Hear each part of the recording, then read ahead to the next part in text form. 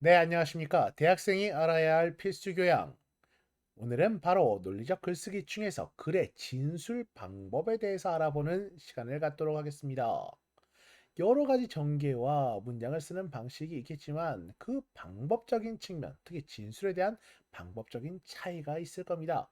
그래서 어떤 식의 접근, 어떤 식의 방법들이 있는지를 한번 알아보고 거기에 대한 접근 방식도 우리가 한번 생각해 보도록 하죠. 자, 그럼 들어가도록 하겠습니다. 일반적으로 진술 방법은 크게 네 가지 형태로 구분을 해볼 수 있습니다. 서사, 묘사, 설명, 논증이라고 표현을 하고 있죠. 여러분도 들어보셨죠? 이 단어 자체가 어색한 건 아니죠. 서사나 묘사나 설명이나 논증. 우리가 하는 일반적인 말하기, 글쓰기 거의 모든 것은 이 네 가지 단계 혹은 네 가지 방법으로 적용이 되고 있습니다.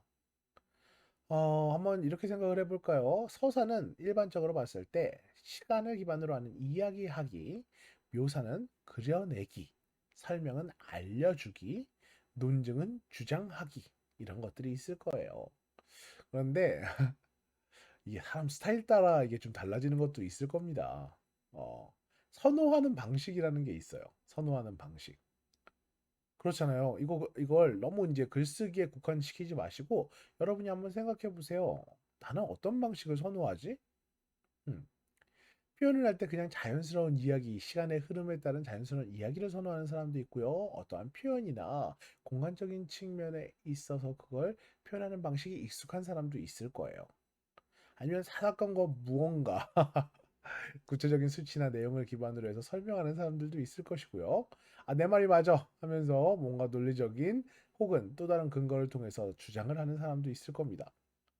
진술 방법은 여러 가지가 있긴 하나 중요한 건 뭐냐면 여러분이 논리적 글쓰기를 배워가는 과정에 있는 사람으로서 적재적소에서 해당 진술 방법을 잘 활용하실 수 있어야 된다는 걸 의미하는 겁니다. 필요한 부분에선 서사를, 필요한 부분에선 묘사를, 필요한 부분에선 설명을, 필요한 부분에선 논증을 할 수 있는 게 바로 여러분이 갖추어야 될 역량이라고 볼 수 있겠죠. 자, 그럼 가볼까요? 들어가 볼까요? 자, 첫 번째는 바로 서사에 대한 측면이에요. 자, 시간의 흐름에 따라 일어나는 사건의 전개 과정을 이야기해주는 서술의 방법입니다. 시간의 흐름에 따른 이것이 중요한 서술의 기준이에요. 그럼 어디서 이걸 많이 하겠습니까? 어디서 이런 방법을 많이 할까요? 시간의 흐름. 네, 소설이죠, 소설. 사건의 행동이 우선 이것도 이제 파괴되는 측면도 있어요. 뭐 어떤 소설을 가다 보면 시간의 흐름이 아니라 예를 들어서 그게 혼동돼서 나오면서 사람을 헷갈리게 하는 것도 있고 이건 영화나 이런 데서도 많이 나오죠.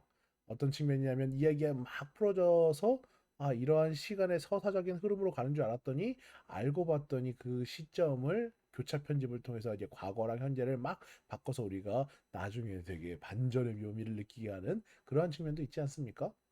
그러니까 하지만 그 안에서도 각각 그 이건 교차 편집이긴 하나 실제 일반적인 각각의 이야기는 어떻게 서사로 들어가게 됩니다. 이런 측면에서 사건이나 행동이 어떻게 되는지를 시간의 흐름에 따라 서술함으로써 독자가 이 사건의 전말을 알 수 있도록 만들어주는 방식이에요. 행동 혹은 움직임의 과정이라든가 시간의 흐름이라든가 의미 있는 사건의 연속이 중요한 요건이 됩니다. 대표적인 예시가 뭐가 있겠습니까? 뭐 소설 약간 소설에서 나오는 그런 제목들이라고 생각해 보시면 돼요. 위인전도 마찬가지고요. 생애별로 시간적인 흐름에 따라서 나타나는 이런 것들이 바로 서사의 방법이라고 말을 할 수 있을 겁니다. 자, 그럼 두 번째 묘사는 뭘까요? 묘사는 바로 그려내기, 공간적인 측면의 인상을 기반으로 한 그려내기라고 할 수 있어요. 정지된 대상으로부터 받는 느낌이나 인상을 언어로 그려내는 서술 방법. 우리 미술 시간에 배웠던 소묘 뭐 이런 거 있잖아요. 고정되어 있는 측면에 그걸 그림으로 그리는 방식이겠죠. 이 묘사라는 건 그걸 글로 표현한다라고 생각을 해주시면 좋을 것 같아요. 그러니까 가까이에 대한 공간감이라든가 어떠한 느낌이라든가 이런 것들에 대해서 내가 나타내는 거죠. 그래서 정말 좋은 말이 있습니다. 언어로 그리는 그림이라고 표현을 합니다. 서술하고자 하는 대상이 지닌 모양이나 색깔, 감촉, 소리 등을 마치 눈앞에서 보듯이 그려내는 서술 방식이라고 할 수 있어요.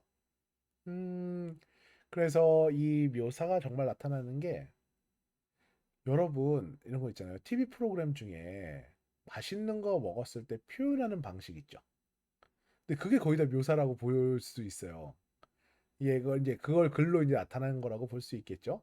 그래서 보다 보면 이런 거 있잖아요. 어떤 사람들은 아 맛있다 이렇게만 표현하는 것과 이것과 이것과 이게 어떤 느낌이야. 솔직히 약간 오버스럽다는 느낌이 들긴 합니다. 가끔 복면가왕 같은 TV를 볼 때도 그런 생각이 들 때가 있어요. 어떤 노래를 듣고 거기에 대해서 묘사를 하잖아요. 뭔가 아침에 이르는 나는 무슨 깨꼬리 소리 같은 뭐 같다라고 얘기를 하는데 누군가는 너무 오버하는 거 아닌가 약간 이렇게 생각하는 사람들도 있을 거예요. 하지만 이런 식의 그걸 표현할 수 있는 능력이 있는가가 되게 중요한 포인트라는 거죠. 대상을 객관적으로 정확하게 제어하는 객관적 묘사가 있고요. 주관적 인상 느낌을 제시하는 주관적 묘사가 있는데 요걸 이 안에서도 약간 객관적 묘사는 설명적 예를 들어서 했을 때 꽃 두 개가 있는데 그 사이는 30cm 정도고 색깔 톤은 어떻고 뭐다 약간 이렇게 하는 게 객관적 묘사라면 느낌을 제시하는 거 바람에 흩날리는 꽃잎이 어떻게 보였더라 약간 이런 식으로 나타내는 건 문학적 묘사라고 할 수 있겠죠. 한번 이것도 그럼 예시를 통해서 살펴볼까요? 귀뚜라미 오른쪽 날개는 왼쪽 날개 위에 포개져 거의 몸 전체를 뒤덮고 있다. 이 두 날개는 그 모양이 똑같이 생겼다. 오른쪽 날개는 등 위에서 거의 똑바로 나와 있으며 옆구리 위에는 거의 직각으로 꺾이고 얇게 되어 몸통을 덮고 있다. 등 부분은 새까맣고 억센 줄기가 뻗어서 복잡한 무늬를 이루고 있다. 자, 어떤 묘사겠습니까? 네, 객관적인 묘사라고 설명적 묘사라고 볼 수 있겠죠. 어떤 의미인지 아시겠죠? 그렇기 때문에 이 느낌이 전혀 달라요. 설명적 묘사와 문학적 묘사는 느낌이 전혀 다릅니다. 그럼 여러분이 이러한 묘사를 사용할 때는 어떻게 하셔야겠습니까? 그 글에 여러분의 중심 문장에 어울리는 방식으로 적용을 하실 필요가 있겠죠. 자, 이러한 묘사의 요건은 이렇게 될 수 있어요. 뭐냐면 심미적 묘사는 감각기관이 주는 인상을 전달한다라고 볼 수 있습니다. 빨갛다, 깔깔하다, 새까칠하다라고 표현할 것 같은데, 자, 꽃에는 향기가 난다라는 식의 간단한 표현들도 묘사입니다. 그러나 이런 묘사는 너무 일반적이고 평범해서 별로죠. 솔직히 말하면 별로죠. 사과는 빨갛다. 이렇게 말을 하면 어떻게 됩니까? 사과를 먹고 사과는 빨갛다. 꽃의 향기가 난다. 방송에서 이렇게 하면 이제 잘리는 거죠. 쉽게 얘기하면. 그렇게 노멀하게 표현을 하게 되면. 이러한 묘사를 위해서는 우리는 일정한 관점, 나만의 태도를 유지하는 게 필요해요. 일반적으로 묘사는 관찰자에게 다가오는 지배적 인상을 중심으로 이루어져요. 그러니까 나의 주관적인 측면이 나타날 수밖에 없다는 거죠. 이 지배적 인상이라는 것은 뭐랄까 관찰자의 관점과 태도, 특히 개성에 의해서 영향을 받을 확률이 높다라는 겁니다. 얼마나 치밀하고 얼마나 생생하고 얼마나 일관성 있게 묘사하는가 이게 중요한 묘사의 관건이 되는 측면이겠죠. 꼭 묘사하는 사람, 이 글 쓰는 사람이 주관적인 판단이나 해석을 하지 않더라도 이미 그가 선택한 기존에 있었던 관점이라든가 태도 속에는 내가 무언가를 바라보는 심리적 판단이나 해석이 개입이 될 수밖에 없는 겁니다, 여러분. 그래서 묘사 능력을 연습을 하려면 이렇게 해보시는 게 좋을 것 같아요. 무언가에 대해서 그러니까 묘사를 하는 연습을 해보셔야겠죠. 근데 그 묘사를 객관적인 설명적 묘사와 주관적 문학적 묘사라는 측면을 같이 한번 계속해서 해보실 필요가 있고요. 특히 문학적 묘사 같은 경우에는요, 한 번 한 다음에 거기서 멈추지 말고 그걸 더 다른 방식과 다른 관점으로 만들어 가는 게 필요할 것 같아요. 그리고 덧붙여서 기존에 있는 다른 사람들의 묘사를 우리가 한번 들어보는 것도 나쁘지 않을 것 같습니다. 각각에 대해서요. 각각의 무언가를 묘사하는 사람들의 의견이나 화술이나 말하기나 글쓰기를 보는 건 꽤나 나의 묘사 능력 혹은 묘사에 대한 익숙함을 만들어가는 방법이 될 수 있겠죠. 자, 그럼 한번 우리 연습해 볼까요? 요렇게 지금 제가 빈칸 하나 적어놨는데 어떤 말이 들어가면 좋을까요, 여러분? 솔직히 저도 한계가 있어요. 예를 들어서 뭐 무슨 바람이 지나간다 라고 하면 이게 표현하는 방법에 따라 정말 달라지지 않겠습니까? 뭐 산들바람이 나풀나풀 지나간다 뭐 이렇게도 될 거고 어? 폭풍우 같은 바람이 슝 지나간다가 될 수도 있겠죠. 그러니까 내가 이걸 지금 상황에서 느끼는 무언가를 어떻게 표현하는가에 따라 달라지는 거예요. 예를 들어서 이렇게도 표현해 볼 수 있을 수 있지 않겠습니까? 꽃향기 같은 바람이 예를 들어서 하루살이가 인생을 살아가듯 지나간다. 뭐 약간 이렇게 표현할 수도 있을 거예요. 뭐 말도 안 되는 말이기도 하겠지만 상대적으로 봤을 때 어떻게 표현하느냐에 따라 달라질 수 있다라는 겁니다. 그러니까 여러분이 요거는 제가 좀 제안을 드려볼게요. 한번 어, 어차피 제가 뭐 과제로 이런 걸 요청드리는 건 아니니까 잠깐 이걸 멈춰주시고 영상을 멈춰주시고 이걸 보면서 어떻게 이걸 이쁘게 표현해 볼 수 있을까? 혹은 어떻게 문학적으로 특히 문학적으로 표현해 볼 수 있을까를 한번 한번 고민해 보시기 바랍니다. 가능하면 설명적인 묘사보다 문학적으로 한번 표현해 보시는 게 익숙치 않기 때문에 한번 좋을 것 같아요. 그 부분을 한번 제가 제안을 드려 보겠습니다. 고민을 해봐 주시고 해당 부분에 대해서 한번 진행을 해봐 주시죠. 쉽지만은 않아요. 그쵸? 갑자기 어떤 말이 있을까, 어떻게 하면 더 좋게 쓸 수 있을까를 충분히 고민하실 필요가 있을 겁니다. 자, 그럼 묘사와 설명의 차이에 대해서도 한번 우리가 예시를 통해서 살펴볼까요?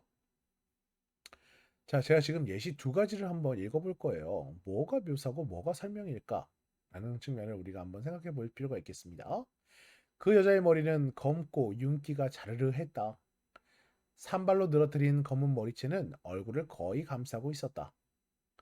비둘기 알을 오똑하게 세워놓은 단 하얗고 가릴만 얼굴의 위쪽에는 수치 많지도 않은 눈썹이 그려붙인 듯 하였다. 그 아래에는 은은히 반짝이는 눈동자가 자리를 잡고 있었다. 빗어붙인 듯한 코는 전체 얼굴 모습의 균형을 깨뜨리지 않으려는 듯 조심스럽게 뻗어 있었다. 가볍게 닫은 두 입술은 엷은 핑크빛을 띄었는데 그 사이로 가끔 하얀 이가 쭉 곱게 드러나 보였다. 자, 또 다른 예시를 볼게요. 그 여자의 얼굴은 매우 아름답고 매력적이었다. 더구나 그 아름다움과 매력이 전형적인 동양미의 극치를 이룬다고 할 만하였다. 산발로 길게 늘어뜨린 검고 윤이 자르르한 머리, 비둘기알을 오똑하게 세워놓은 듯한 하얗고 가름한 얼굴은 은근한 동양적 아름다움과 매혹을 자아내게 한다.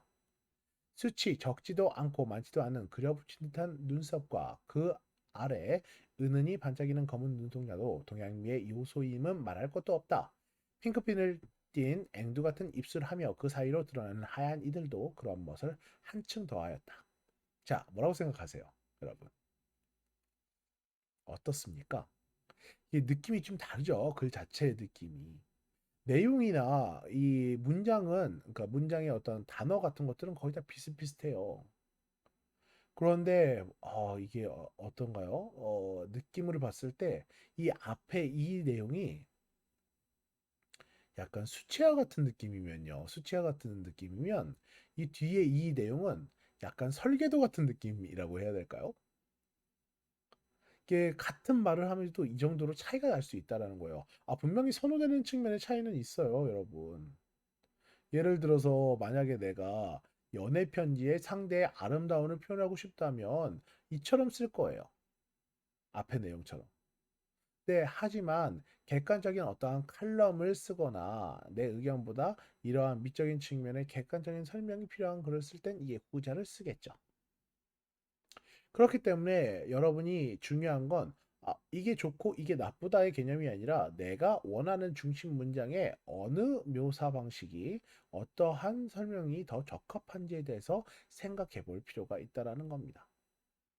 그리고 이렇게 표현하니까 우리가 좀 헷갈리죠. 뭐냐면 아니 이 묘사에서 말하는 객관적 설명적 묘사와 문학적 묘사와 진술 방법에서의 설명과 자꾸 사람들이 헷갈려 하는 경우가 있습니다.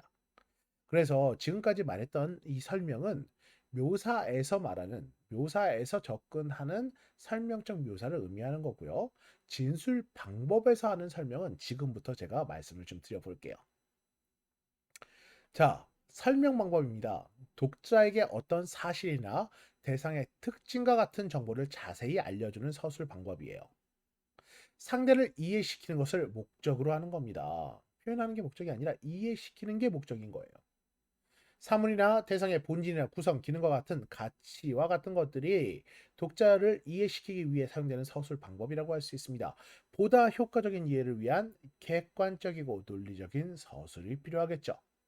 그래서 크게 5개의 영역으로 구분을 해서 적용을 하곤 합니다. 자, 첫 번째는 정의입니다. 대체로 글의 첫 부분에 설명하려는 대상에 대해 명확한 개념을 정의하면서 시작하는 부분에 많이 쓰입니다.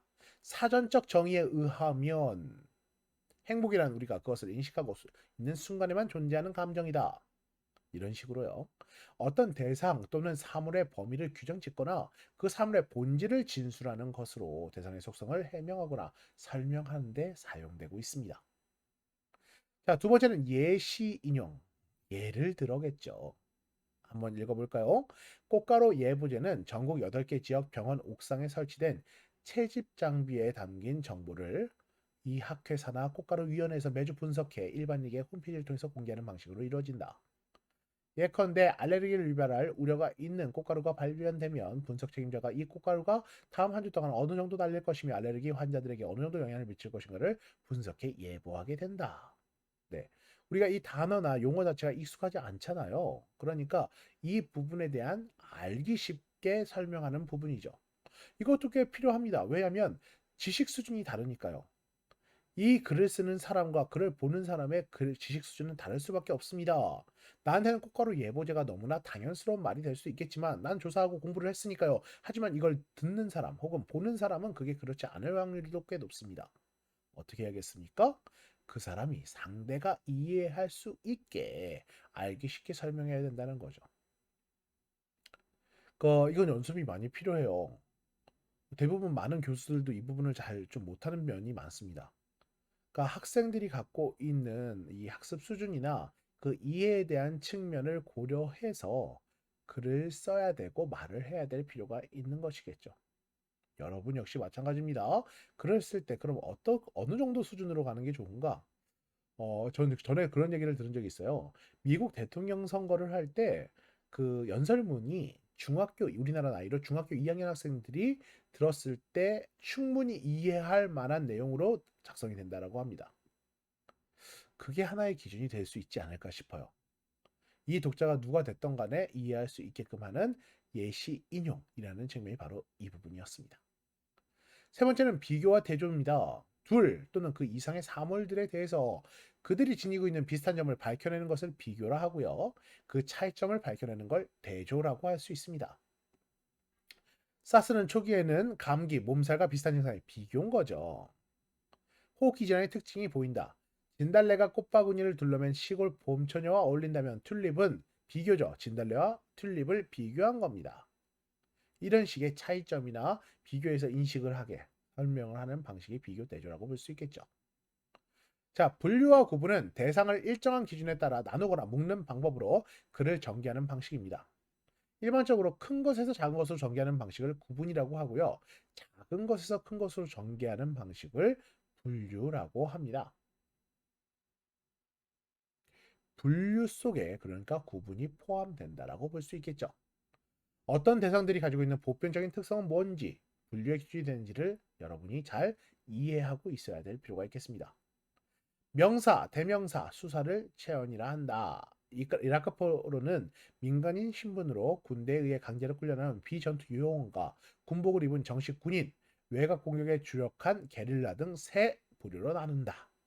분류겠죠. 자, 이런 식으로 여러분이 쓰실 수 있다라는 겁니다. 설명을 적용할 수 있다라는 거예요.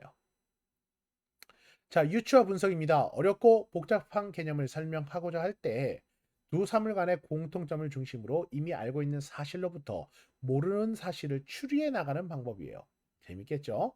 지구와 화성은 비슷한 점이 많다. 둘은 태양계의 행성으로 태양으로부터 거리가 비슷하고 태양을 중심으로 공전자전하고 있는 점이 같다. 그런데 지구에는 물과 공기가 있고 생물은 있다. 그러므로 화성에도 물과 공기가 있고 생물이 존재할 가능성이 있다. 얼추 보면 비교와 대조가 뭐가 다를까? 라고 생각할 수 있어요. 앞에 문장 있잖아요. 지구와 화성은 비슷한 점이 많다. 둘은 태양계의 행성으로 태양으로부터 거리가 비슷하고 태양을 중심으로 공전자전하고 있는 점이 같다. 여기까지는 비교가 될 수 있죠. 유추는 그렇기 때문에 이렇다라고 생각한다. 그러니까 이 앞에 걸로 추리까지 나가게 되면 이제 유추까지 가게 되는 겁니다. 그럼 분석은 무엇인가? 하나의 관념이나 대상을 구성 요소로 나누어서 자세히 설명하는 글을 전개하는 방식이에요. 자, 볼까요? 컴퓨터의 구조는 크게 본체와 주변 장치로 나누어 볼 수 있다. 컴퓨터 본체는 중앙 처리 장치와 기억 장치로 이루어져 있다.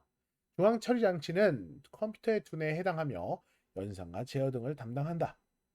컴퓨터의 본체는 중앙 처리 장치와 함께 기억 장치가 있기 때문에 여러 가지 정보를 저장할 수 있다. 일반적으로 우리가 설명서나 이런 거에서 많이 쓰여지는 인식할 수 있는 방법이라고 볼 수 있을 겁니다. 여기까지가 바로 5가지의 설명, 진술 방법 중에 설명 방법에 대한 측면이었습니다. 자, 그럼 논증으로 가볼까요? 이 논증이라는 건 설득을 기반으로 한 주장하기라고 볼 수 있을 거예요. 여러 가지 논거를 통해 자신의 주장이 옳았음을 증명하는 서술 방법입니다. 특히 상대를 설득하는 것을 목적으로 합니다. 네, 표현에 따라 다르지. 저는 여러분이 쓰는 대부분, 특히 과제나 서평이나 에세이나 보고서도 마찬가지고 이 측면이 바로 이 논증을 기반으로 하고 있다고 생각을 해요. 왜냐? 이 수업 자체가 논리적 글쓰기잖아요, 여러분. 그러니까 대놓고 강한 주장이 아니더라도 나의 의견을 피력하는 그 모든 과정은 결국 독자를 설득하는 과정에 포함되어 있다고 생각합니다. 논증은 자신의 주장을 정당하기 위한 논리적 이유와 근거를 제시하는 방법이에요. 여러 가지 논리적인 근거를 활용해서 글쓴이의 주장이 옳다고 설득하는 서술 방법이라고 볼 수 있습니다. 대부분 구체적인 논거로부터 타당한 결론을 이끌어내는 추론 과정이 있습니다. 그리고 추론에는 여러분 예전에 배우셨던 연역적 추론과 기납적 추론이 있다라고 볼 수 있겠죠. 이러한 논증에서 제일 중요한 건 뭐냐? 논거, 근거입니다. 논거는 신뢰할 수 있는 출처가 있어야 되며 그 주장이 옳음을 증명해 주는데 타당한 것이어야 돼요. 그러니까 여러분의 리포트나 보고서나 수행평가 과제 보고서 같은 경우에 이러한 논거, 근거가 매우 중요하다는 겁니다. 객관성 및 신뢰성 확보가 필수적으로 돼 있어야 된다는 거죠. 자료 출처에 대한 부분은 제가 나중에 자료 인용에 대한 측면을 한 번 더 따로 다루면서 말씀을 드려보도록 하겠습니다. 자, 이 논증 방법에 대해서 그럼 우리가 한번 알아볼까요? 자, 논증 방법 같은 경우에는 이렇게 갈 수 있을 거예요. 뭐랄까? 지금 보시면 특정 현상에 대한 원인, 해결 방안, 찬반 뭐 이런 식으로 접근해 볼 수 있을 거예요. 대부분의 논증의 출발점은 문제 제기, 그 인식부터 시작이 됩니다. 해수면 상승의 원인은 무엇인가? 저출산의 원인은 무엇인가? 흉악한 범죄 증가의 원인은 무엇인가? 피해를 근절하기 위한 해결 방안은 무엇인가? 연예인의 섭외해서 공연하는 것에 대해서 어떻게 생각하는가? 뭐든 간에 이건 내가 문제로 인식하는 거예요. 조금 전에 말씀드렸던 특정 현상에 대한 원인 혹은 해결 방안 혹은 어떤 분의 찬성과 반대 내가 문제로 인식한다.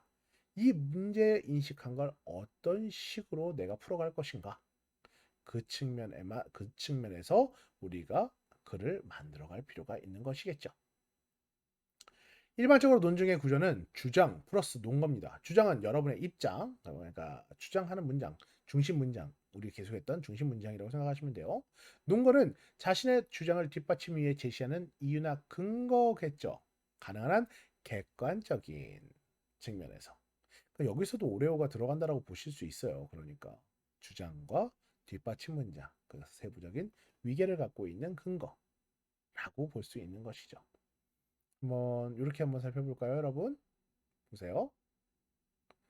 문제 제기, 표절을 금지해야 되는 이유는 무엇인가? 그럼 주장은 뭐겠습니까? 조절하지 말아야 된다. 논거는 이건 범죄 행위다. 그럼 거기에 대해서 이걸 제가 납득할 수 있는 근거들이 나타나야겠죠. 결국 문제 제기가 있다라는 건 여기에 따른 어떠한 주장을 하겠다는 의미고 이 주장을 위해서 필요한 논리적인 근거가 필요하다라는 의미이기도 하는 겁니다. 이 주장 자체가 꼭 논증은 아니에요. 내가 뭘 한다고 해서 그게 맞고 상대가 설득되는 건 아니니까요. 논증은 자신 또는 타인의 주장에 대해서 좋거나 싫은 감정 문제가 아닙니다. 이성적, 합리적 판단 행위인 거죠.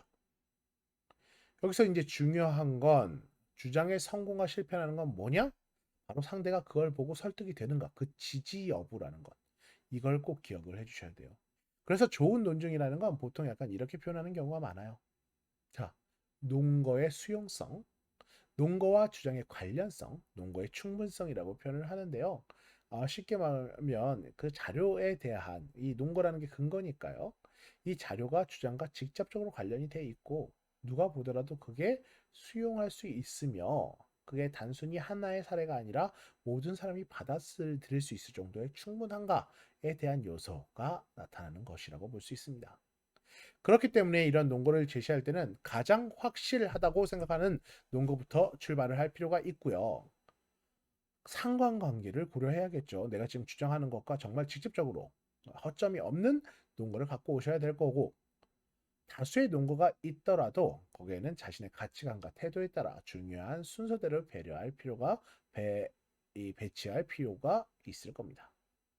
자, 여기까지가 이제 논증 방법이었고요. 이 부분에 대한 건 저희가 이제 일상에서 말하기라든가 글쓰기에 당연하게 들어가 있는 것이고, 특히 지금 저희가 논리적 글쓰기를 함에 있어서는 이러한 논증이라는 측면이 너무나 당연스러운 그냥 모든 것에 기저에 깔려 있는 과정이기 때문에 여러분이 우리 수업을 따라오면서 조금씩 같이 연습을 해보면 훨씬 더 많은 걸 얻어가실 수 있을 거라고 생각합니다. 네, 오늘 진술 방법에 대한 네 가지 측면을 한번 다뤄봤는데요. 오늘 수업은 여기까지 하도록 하겠습니다. 네, 수고 많으셨습니다. 감사합니다.